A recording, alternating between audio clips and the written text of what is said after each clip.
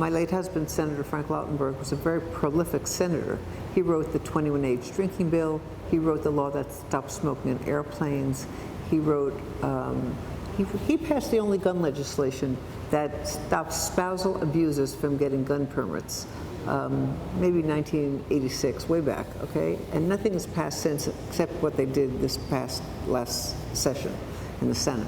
I can go on and on. So I had made a gift, like a checkerboard, a big piece of art, a checkerboard. I used an image of Frank I took in the appropriations room. He was on the appropriations committee. And I used, I think, 12 pieces of legislation that he passed, that he authored.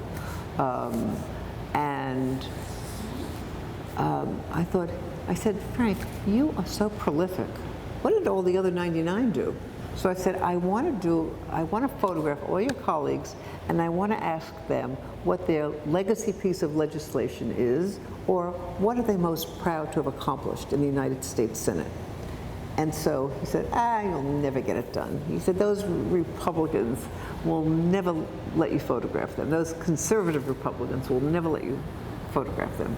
I said, let me try. So all I need is a little dare, right? So we were having a Democratic Senate retreat and in Pennsylvania. So I asked each senator one by one, all friends of mine, Chris Dodd, Tom Harkin, who were there at the time, Ted Kennedy, Barbara Boxer, all these senators were at this retreat. I asked all these senators if they wanted to be part of this project, and they all said yes.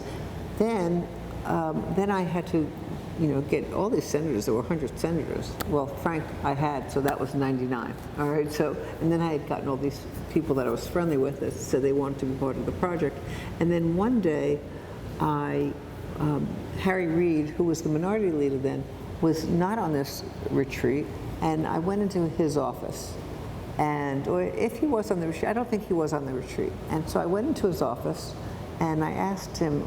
I brought with me pictures of how I saw this project. I actually brought a picture of those 12 pieces of legislation that Frank wrote with that picture, that checkerboard.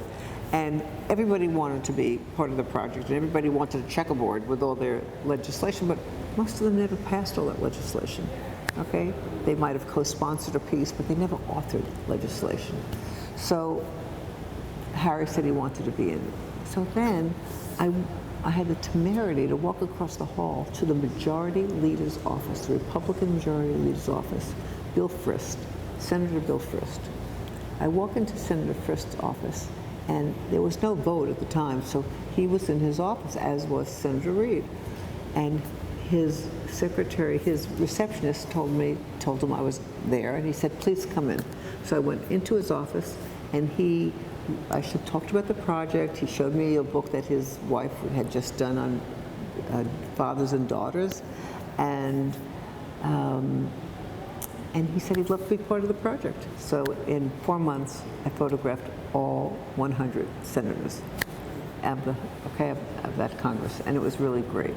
And I had a big show at Mana Contemporary in Jersey City, and then it was so successful, and what I loved about this project was I had all the school kids come and see it, and they loved learning about who wrote laws to get computers into the schools and who, what laws people wrote. Tom Harkin wrote the Americans with Disabilities Act to have wide doorways for people who are handicapped, curb cuts in the sidewalks, on and on. It was really a very interesting art project.